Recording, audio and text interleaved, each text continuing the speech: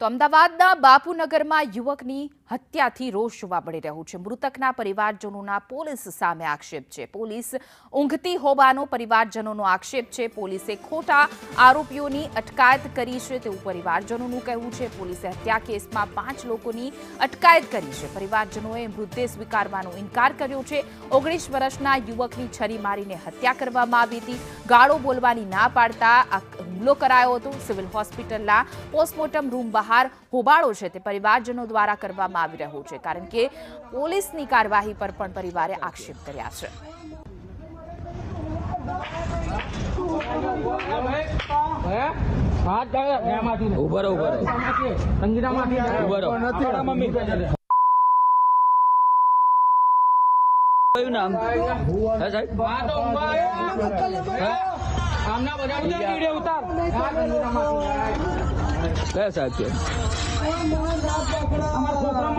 Hello भाई साहब તમારી વર્દી ક્યાં છે ભાઈ?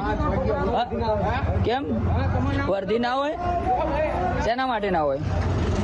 હા, આમની વર્દી બી નહીં। મર્ડર થઈ જાય છે ભાઈ, ઊંઘવા માટે આવો છો બધા? હા,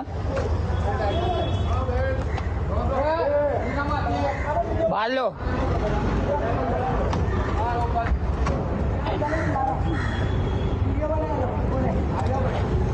अरे बे गाड़ी में बनाई दीधु, अँ मर्डर थयेलू छे। हाँ, बनाई दीधु बे गाड़ी में। हाँ,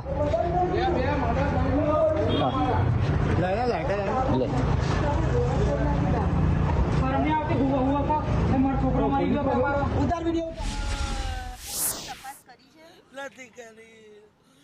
પોલીસે કોઈ તપાસ નહીં કરી બેન। અને રાત્રે કહેવા ગયા ત્યારે પોલીસ શું કરે? બેન મારવા આવી હતી લાકડા ડંડા લઈ। એ વિડીયો છે મારા જોડે। અને બધા પીધેલી હાલતમાં સૂતા હતા। મેં બધાને પીધેલી હાલતમાં પકડ્યા છે રાત્રે।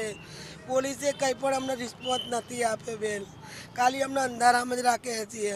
કાલ રાતનો 11 વાગ્યાનો બનાવ બન્યો છે, હજી સુધી કોઈ પકડાયો નથી બેન, હજી સુધી। 5 લોકોની અટકાયત કરી ના બેન, એ તો ગયડા માણસો છે, એ તો સિનિયર સિટીઝન છે। સિનિયર સિટીઝન જે કરવાવાળા છે ને એ નથી બેન। એમ એક કઈ બાબતનો ઝઘડો? કોઈ દુશ્મની નથી બેન, મારા મામાને કોઈ દુશ્મની નથી। મારો બાબો ભાજપમાં હતો, ભાજપમાં તો એને કોઈ દુશ્મની નથી। અમે જાતે બ્રાહ્મણ છીએ, એની કોઈ દુશ્મની નથી। એને નાનાથી મોટો મારા પપ્પાએ જ કરે તો મારા પપ્પા જોડે જ રહેતો હતો। ખાલી રોજ બધે જતો હતો, ખાલી કાલ જ બાપુનગર જતો હતો જ। એમનો ઇન્ટરવ્યુ તમારું નામ? દર્શુકભાઈ મગનભાઈ પંડ્યા। જે મૃતક છે એમના તમે કોણ થાવ? હું નાના છો પકડો। અને શું બનાવ બન્યો હતો? હે, બનાવ શું બન્યો હતો? બનાવ બધું બેન, હું હિંમતનગર હતા, મેં આખું ઘર એ એકલો ઘરે હતો। તો બેટા હેડ આપવું છે કે ના દાદા, મારા બધું ઘર કામ છે, સાફ સફી। એટલે કીધું સારું। હવે હિંમતનગર જાય, ક્યારે ગયો ને ક્યારે બનાવ બન્યો અમને નહીં ખબર। એટલે શું થયું હતું? કઈ આજુબાજુમાં કોઈ ઝઘડો? ના, ઝઘડો જ નહીં ને, કોઈ ઝઘડો નહીં।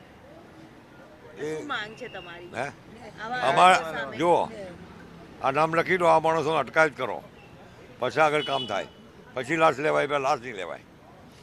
જેમ કે 1.5 વર્ષનો હતો ને મેં 20 વર્ષનો કર્યો છે, એટલે એને લેવાય નહીં બેન। તો સરકાર આવા આ ઊભા છે ને કોઈક મારી નાખે, ખરું ખોટું ખૂન થઈ જાય। અઠવાડિયાથી તો ખબર છે ને કે નામચીન ગુનેગારોને પકડી લો। સરકાર જો આ ભાજપની કરતી હોય અને આ ભાજપનો છોકરો મરી જાય અને હજી બધી પકડી રાખે, એટલે અમારું નિવેદન છે કે આ જય સૂર્યાની અંદર હર્ષિતભાઈ સોલંકી જેને છરી મારી છે એ નહીં પકડાય ત્યાં સુધી અમે લાશને અડવાના નહીં। બસ, ભલે 10 દાડા રાખશે।